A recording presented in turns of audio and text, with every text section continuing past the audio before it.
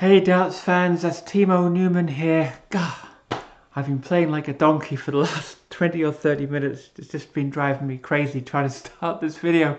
But 180, or as the new caller would say, 180. Hey, Timo Newman here, the transporter. Welcome to the Good Ship Undarted Waters. And we are finishing our voyage today, the voyage of philosophy and strategy of improving performance and technique. And in this video today, what I'm going to do is pull out 5 themes that have come from this series, and in the process also I'll kind of be able to summarize as well. So without further ado, let's get the old whiteboard.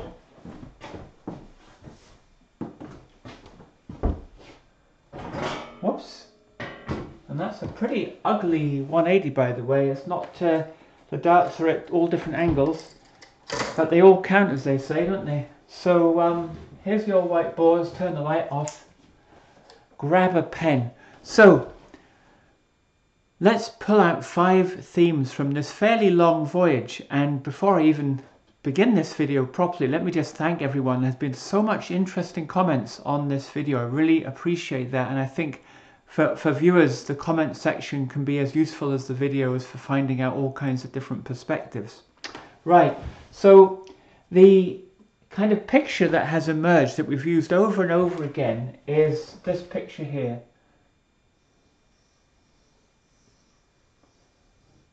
And what this basically is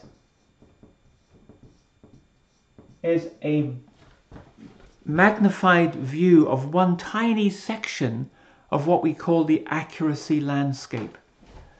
And this is basically the space of all possible throws, okay?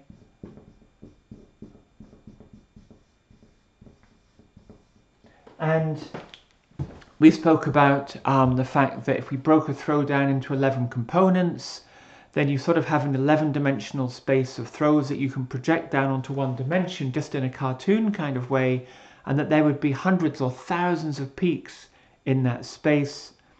And I think we estimated there would be 350,000 different throws.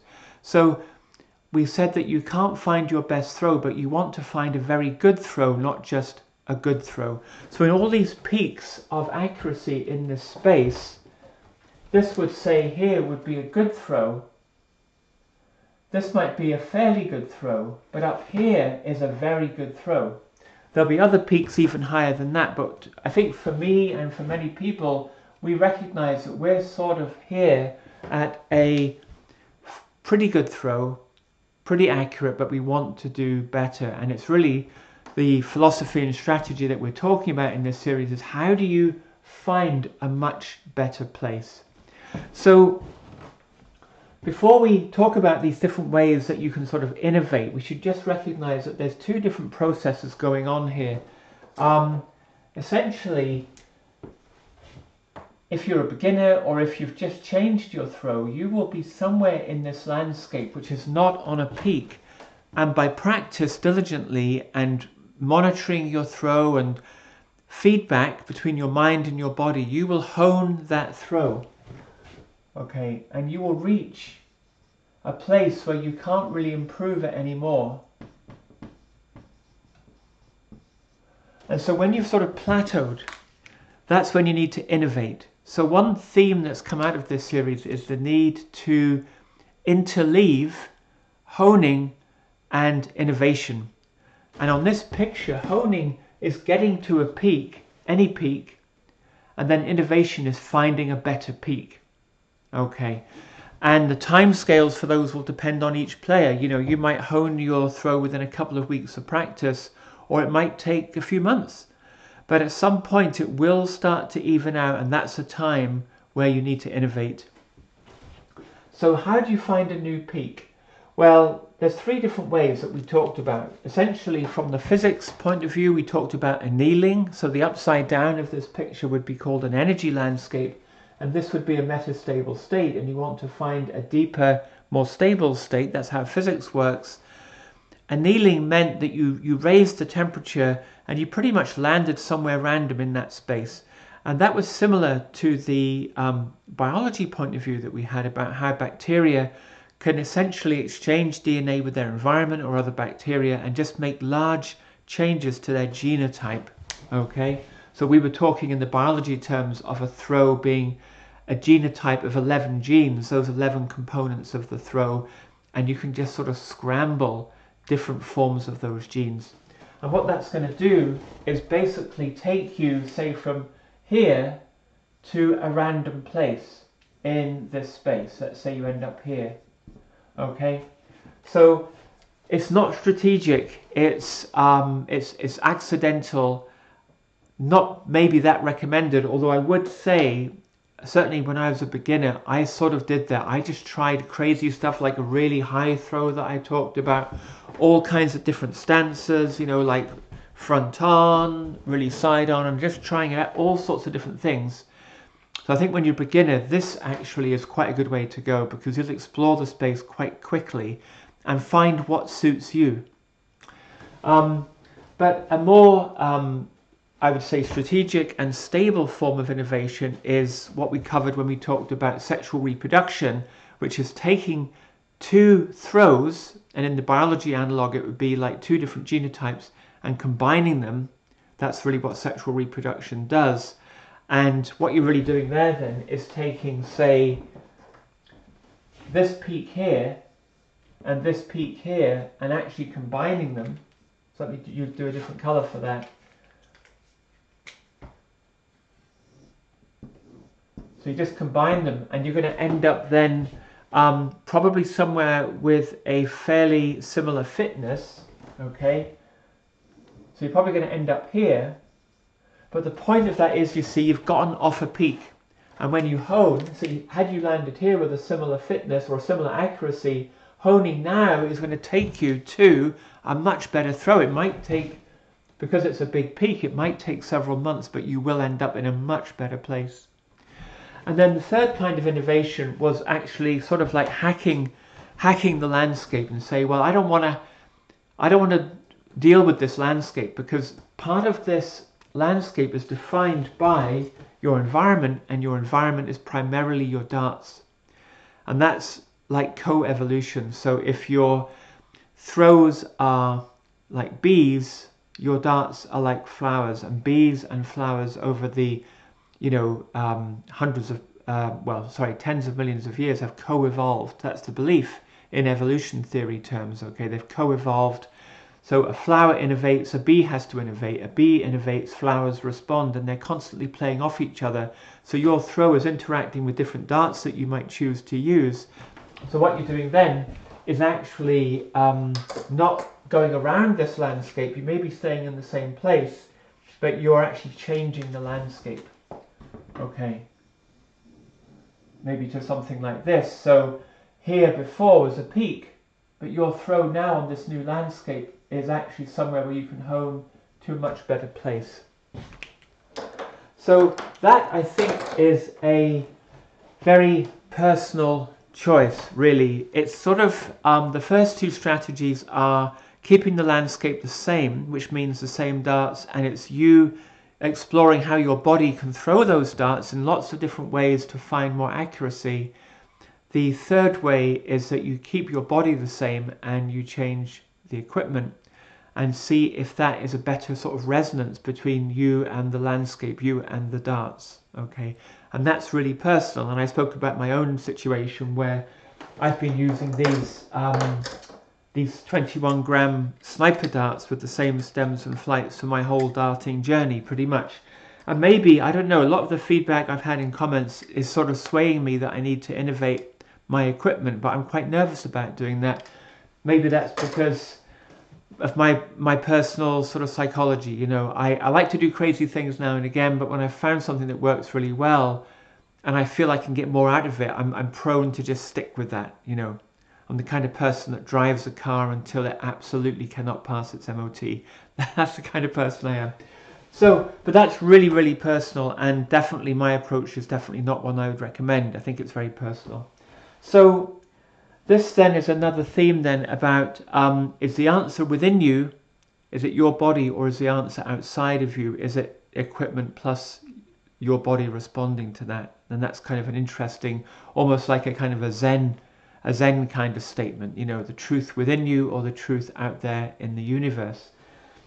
So something we haven't talked about really, but is an important theme, and I'm sure this has come up in people's minds, and it may have even appeared in the comments. I don't think it has, but it might have done, which is that I'm always talking about accuracy as the thing that we're trying to optimize. So when we talk about improvement, we talk about optimization, we're thinking about accuracy. And in the biology analog, that's fitness, genetic fitness. In the physics analog, it's the negative of energy, because the physical world likes to minimize its energy. But why accuracy?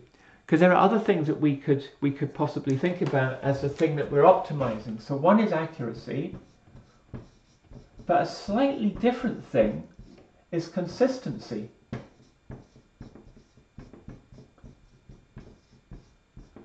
You know, and that's a slightly different thing. And why is that different? It's kind of like if you collected data on, say, 100 different visits to the board, and you're aiming for, say, the treble 20 the whole time, you would get a whole range of different scores, right? You'd get lots of 60s. You'd occasionally get, you know, a 100, a ton, or a 140, 180, or you might get 26s, 41s. There's all kinds of different scores that you might get if you do that. But what you could do is make a histogram of those. So you could say, how often do I get different scores? And depending on your skill level, you'll get some curve that has a peak in it, right? So that peak, say for a typical club player, that peak might be around, say, 60, right? Or 65, say. So that shows you your kind of accuracy is where the average of this curve is, but this is your consistency. And so you can ask, do I want to have a broader curve that is more accurate? Okay. Or do I want to have a narrower curve that is slightly less accurate but more consistent? So this is very inconsistent, but it's got, average accuracy is quite high. But this would be a more consistent curve. Let's say you're someone who just keeps getting 60s over and over again and the occasional ton. So they're very consistent, but maybe the accuracy is slightly less. And so they're actually slightly different things. I'm not sure actually which is the best one. It might be whether you're playing a lot of tournament darts, whether you're playing a lot of club darts, a lot of doubles, I mean pairs, whatever, you know. Something else, you might say, well, actually I want these to be good, but what I really want to optimize is my comfort.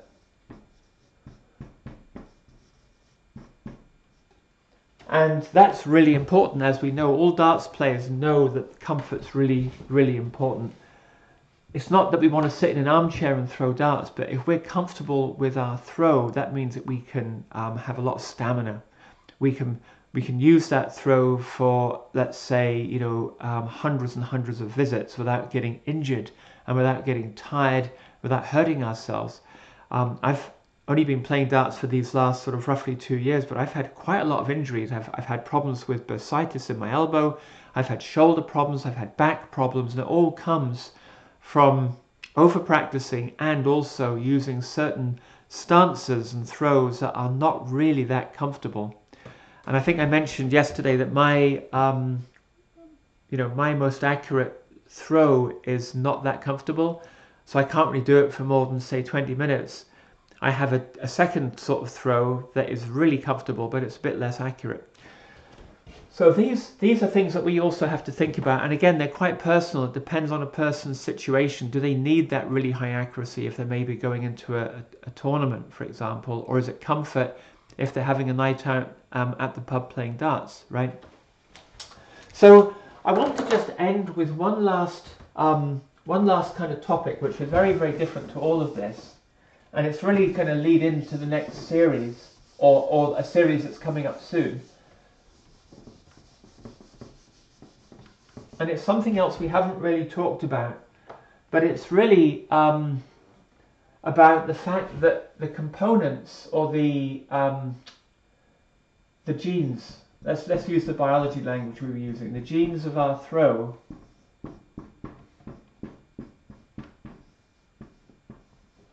and it's an obvious thing, but it is that they interact with each other.